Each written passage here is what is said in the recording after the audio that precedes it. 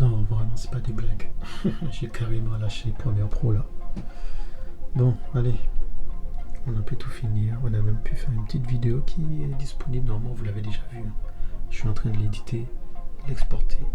Mais normalement, vous l'avez déjà vu. Bon, allez, on va se faire un petit plaisir.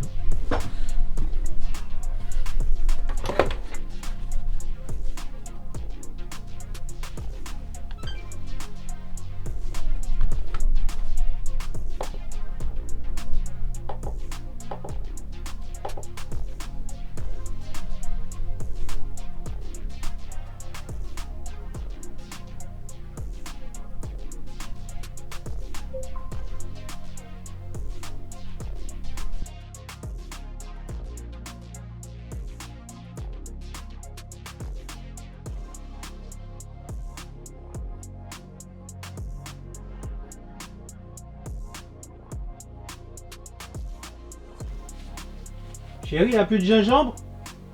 Ah, c'est dans le truc de pomme? J'aurais jamais deviné. Hein. Donc si c'était pour le cacher, c'était très bien caché. J'ai pris un peu, normalement j'ai déjà payé. Comment ça, non? J'ai payé hier. J'ai pas payé hier. Je vais faire comme si j'ai pas entendu. Parce que pour moi, j'ai payé. Hein. Bon, ça c'est ma recette à moi. Gingembre, un peu de sirop, du thé infusé. Normal, pourquoi? Combien de gants Spider-Man tu as? Ce que J'ai que une. Et celui-là, c'est quoi? C'est un gant pour mettre le truc de l'étoile, quoi. Ah, ok, ok. Soit je fais avec ça, soit je fais avec le gant. Mais non, pas comme ça.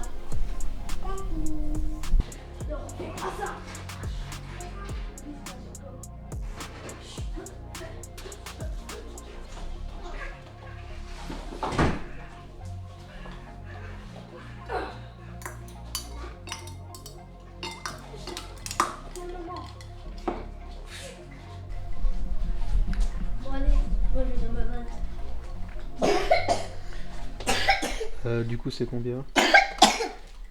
Un demi-verre. Ce qu'il y a dedans, c'est mon thé.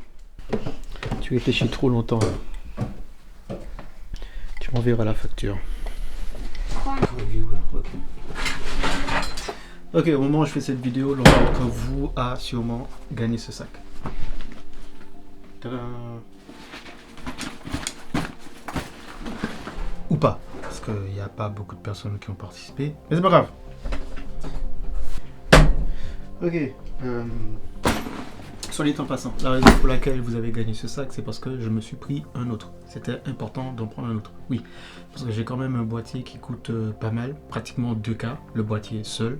L'objectif 1K5, hein, donc je pouvais pas le mettre dans un sac à 15 balles. J'ai été obligé de le mettre dans un sac où il pouvait être protégé. J'avais constaté que mon sac photo que j'ai, le Lower Pro, je ne peux pas mettre mon boîtier entièrement dedans sans démonter tout et ici, bref, les câbles, machin, tout ça. Voilà ce que j'ai fait. J'ai pris un sac vidéo, tout simplement un sac vidéo professionnel. Alors la marque c'est Ibvivic. J'avais pas vu c'était quoi la marque du truc. Bon bref, en tout cas ce sac là il est super pratique. Il a énormément de poches. Mais quand je te dis énormément de poches, 1, 2, 3, ici là, 3, ensuite ici là, ici, 4, latéral, ensuite l'autre latéral, 5, frontal, 6, dans le frontal, attends, je compte dans le frontal, 6, 7, 8, 9, 10, 11, 12, ok, et sur le latéral, dans chaque latéral, il y a des petits compartiments à l'intérieur encore. Voilà, rembourré au-dessous. Et dans ce sac-là, je vais mettre directement la Sika Pro déjà montée et elle restera dedans. Donc en fait, je vais préparer ce sac pour qu'il puisse prendre directement tout ce dont j'ai besoin pour utiliser la Sika Pro. Le but, c'est d'avoir un sac où les choses ne sont pas éparpillées. Je veux dire que chaque fois que tout ce qui est dans ce sac-là, ça doit être rangé pour la Sika Pro. Il ne doit pas avoir les choses de la Sika Pro qui traînent un peu partout. C'est que je le prends, je mets dedans, il y a batterie, machin. Tout ce que j'ai à faire, c'est enlever les batteries, les mettre à charger. C'est-à-dire quand j'ai fini, si j'ai besoin de partir, je prends le sac et je pars avec comme ça. Voilà. Il y a tout dedans. J'ai l'air de l'eau. Ok, donc ce que je vais faire là, c'est que le sac, je vais le mettre de côté pour l'instant, je vais l'organiser différemment. Ce que je vais faire, c'est que je vais aller chercher la Sika Pro qui est ici. Je vais le monter, mais complet. C'est que voilà, on va le monter de manière complète. Et le but, c'est que ça tienne dans le sac, monté. Mais avec vraiment la configuration complète. Bon, je me demande est-ce que ça t'intéresse de voir la configuration, en tout cas les accessoires que j'utilise pour la Sika Pro. Ouais, bon, on va le faire un par un. Le premier accessoire que j'utilise, c'est les poignets. Tu sais, les petits poignets là que tu attrapes sur le côté. Faut bien avoir en main là. Bon, alors, il faut que je fasse un petit disclaimer. Il y a mon épouse en bas. Je vais dire des choses qui vont être contre-promettantes, donc il faut que je lui fasse une petite. Faut que je la prévienne. Chérie, je t'entends pas, t'as dit quoi? Tu veux pas me répondre? Je fais une vidéo sur la Sika Pro, donc si je dis des trucs un peu féminins, c'est pas que je parle à quelqu'un. Hein? Ok. Bon, maintenant que j'ai évité un point de divorce, on peut continuer la vidéo. Bon, alors, bien évidemment, le matériel ne fait pas tout. Il faut quand même aussi que toi derrière, que tu aies des compétences. Je suis d'accord. Mais laisse-moi juste donner un petit exemple qui, dans certains cas, le matériel fait aussi partie de ta légitimité. Tu arrives à un endroit, c'est pas là que tu vas arriver et tu te trimbales avec ton matériel dans des sacs à dos, je veux pas dire merdique, mais t'as capté, qui ne fait pas pro en fait. Ça dépend de quel degré, de quel type de projet tu as. Mais je vais te dire un truc honnêtement, dans le game, les gens regardent aussi ton matériel. Les gens regardent aussi ce que tu utilises. Les gens regardent aussi beaucoup ton équipement. Même si c'est pas ça, oui, je suis d'accord, ça ne détermine pas ton talent. Je suis d'accord avec ça. Mais il faut être honnête. Il y a des fois, tu ne seras pas pris parce que tu n'as pas le matériel qu'il faut. C'est déjà arrivé. C'est déjà arrivé qu'on te regarde et on voit que tu trimbales ton matos dans un sac à dos, c'est pas rangé. Il y a tout qui est un peu... Tu vois, t'es pas carré, t'es pas cadré. Tu pars pas avec un bon point. Et c'est pour ça qu'il faut être sacrément bon pour justement pallier au fait de l'équipement que tu as. C'est que dans ces conditions-là que l'équipement ne vaut pas, et on peut dire que l'équipement n'est pas important.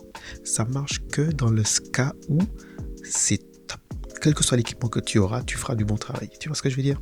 Là, l'équipement n'a pas on s'en fout de ce que tu as comme boîtier. Mais si tu es encore débutant et que, je sais pas moi, tes images tremblent, ta colorimétrie, elle est, des fois c'est flou, tu vois, on voit que tu sais pas cadrer, machin et tout ça. Et en plus de ça, tu rajoutes un matos amateur dans le sens où on n'a pas l'impression que tu maîtrises ton sujet, ça peut te desservir. C'est pour ça que moi j'ai fait ce choix de donner d'aligner en fait ma technique avec mon matériel, qui veut dire que quand tu vois mon matériel, tu te dis lui, ok, s'il a mis ça, s'il a fait ça, ça donne déjà une idée de il sait ce qu'il fait. Et c'est avantageux pour plein de choses. Quand les gens te voient arriver avec ton setup, tes sacs bien préparés, ton équipement bien préparé, une belle mise en place, ça fait juste pro en fait. Ça te donne de la légitimité, c'est juste ça. Faut arrêter avec cette vision que les gens te disent oui, tu peux arriver avec n'importe quel équipement comme tu veux, c'est pas ça qui... Non, en fait, tu as aussi un regard professionnel si c'est ce que tu cherches et que tu veux atteindre à avoir. Et tu regardes dans tous les métiers, tu vois quelqu'un qui arrive et son équipement n'est pas... et il arrive et son équipement ne fait pas pro, direct, tu te poses des questions sur lui.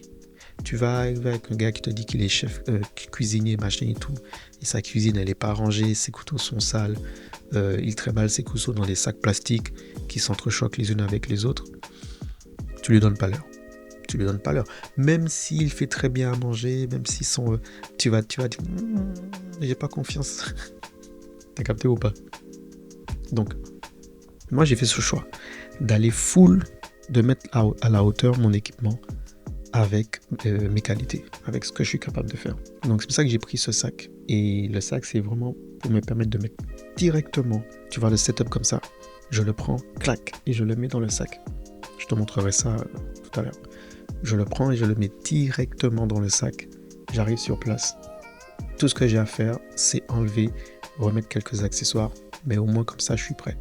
Parce que des fois, j'arrivais, tu vois, tout ça était dans mon sac vidéo, et il fallait démonter, remonter, réassembler, et ça pouvait me faire perdre un peu de temps, parce qu'à force de démonter et réassembler, tu sais, tu peux foirer les vis, tu peux fragiliser les entrées, les cages, les supports et compagnie. Alors que là, le fait que ce soit directement équipé et monté, la plupart du temps, ça va allonger un peu sur l'espérance de vie de l'équipement en fait. Voilà. Bon allez, je vais te montrer comment je le mets directement dans le sac.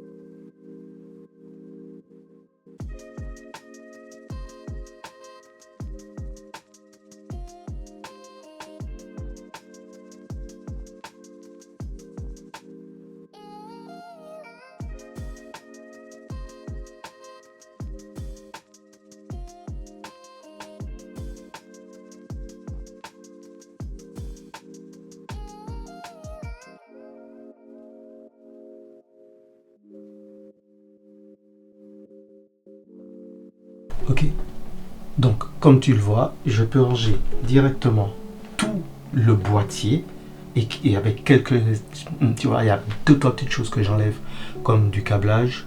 J'enlève, qu'est-ce que j'ai enlevé? J'ai enlevé le câblage, j'ai enlevé le petit support pour au cas où je veux l'accrocher sur la flycase, la flycam, voilà. J'enlève l'HDMI, j'enlève le micro, voilà, parce que j'aime pas trop avoir les connexions branchées sur le boîtier pendant que je le transporte, on ne sait jamais. Donc moi je préfère enlever toutes les connectiques et ça rentre en fait.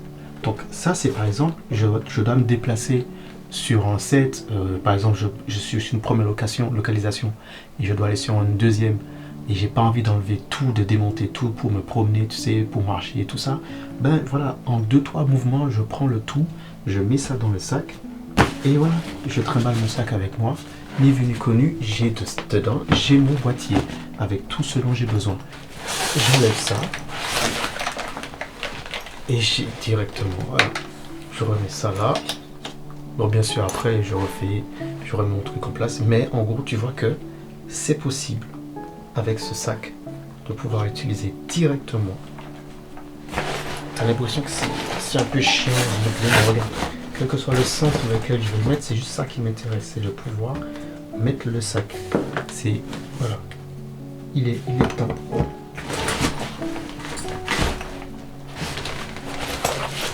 Hop.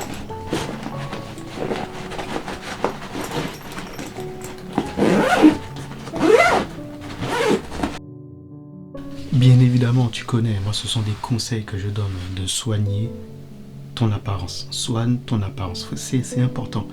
Même si autour de toi on te dit les choses différemment, ouais, comme je t'ai dit tout à l'heure, c'est pas ça qui te fait ton travail, nanana et compagnie, mais ça te rapporte des points. Ça te rapporte des points parce que visuellement ça te donne un côté beaucoup plus sérieux.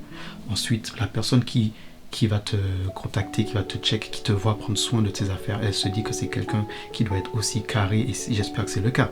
Bien sûr, je parle dans la condition où tout ce que je dis c'est le cas.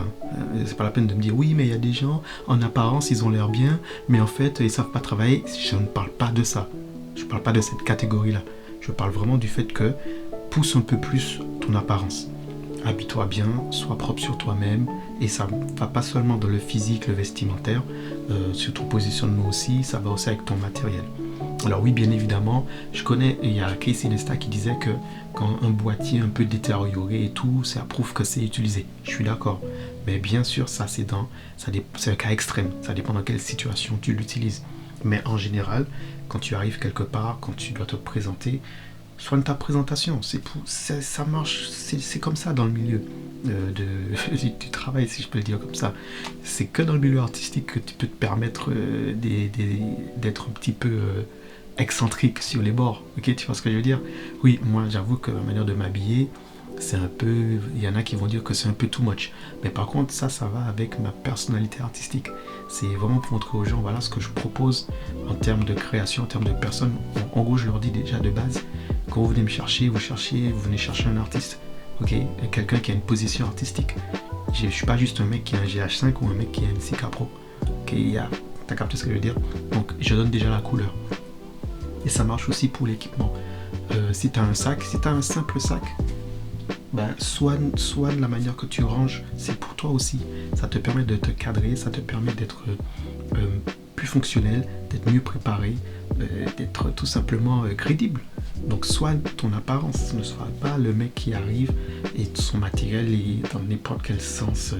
Tu ouvres son sac, il ne sait pas où sont des câbles, tu as les objectifs qui se promènent par là en même temps, les cartes SD qui traînent avec des vis et des supports. Non, c'est pas acceptable ça, ça fait pas pro.